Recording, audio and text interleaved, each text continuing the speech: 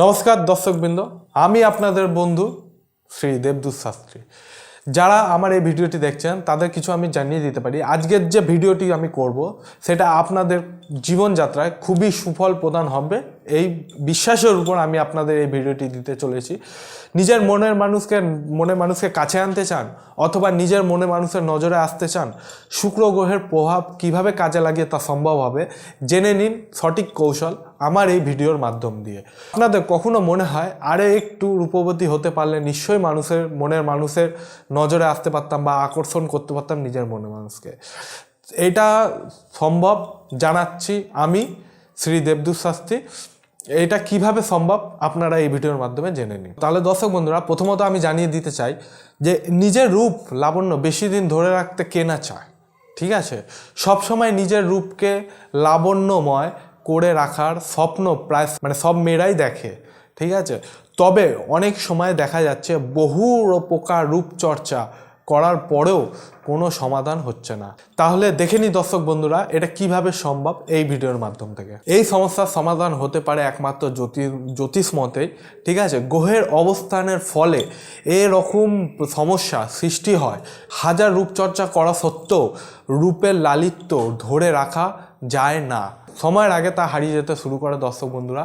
এবং রূপ লাবণ্যের প্রধান গ্রহ হচ্ছে শুক্র গ্রহ, যেটা আপনি দেখতে পারবেন গ্ল্যামার দুনিয়ায় যারা কাজ করে অথবা কারো শিল্পী হোক কেউ বা অথবা ফিল্ম ইন্ডাস্ট্রি বা সিরিয়ালে যারা কাজ করে তাদের কোনো সময় ন্যাটাল চার্ট অথবা কুষ্টিটাকে খুলে আপনি বিচার করতে যাবেন, দেখবেন তাদের শুক্র গ্রহ প্রচণ্ড স্ট্রং, ঠিক আছে? তাহলে আমি জানিয়ে দিচ্ছি আপনার জন্মছকের মাধ্যমে আপনারা কীভাবে নিজের রূপকে বা নিজের মানুষকে কাছে আকর্ষণ করে আনতে পারেন। জন্মছকে যদি কোনোভাবে শুক্র গ্রহকে উজ্জ্বল করে তোলা যায়, তা হলো ত্বকের উজ্জ্বলতা বেশি সময় পর্যন্ত ধরে রাখা যায়।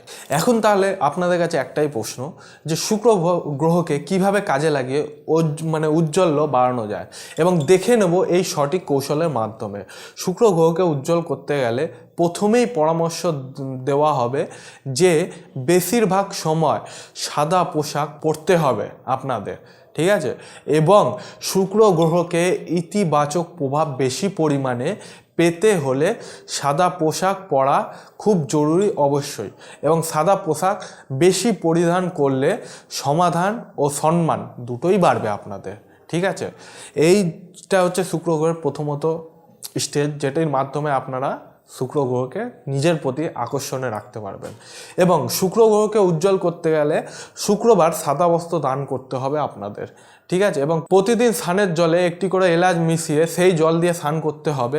এবং এলাচের জলে স্নান করলে শুক্রের সুখর এবং ইতিবাচক ফল পাওয়া যায়, ঠিক আছে? এবং রূপো ও প্ল্যাটিনামের গয়না পড়ার পরামর্শ দিচ্ছি আমি, যেটির মাধ্যমে এতে শুক্র গ্রহ প্রবলভাবে উজ্জ্বল হয়। এর ফলে জীবনে সুখ শান্তির সঙ্গে সঙ্গে রূপ লাবণ্যে আপনাদের জীবনটা ভরে ওঠে।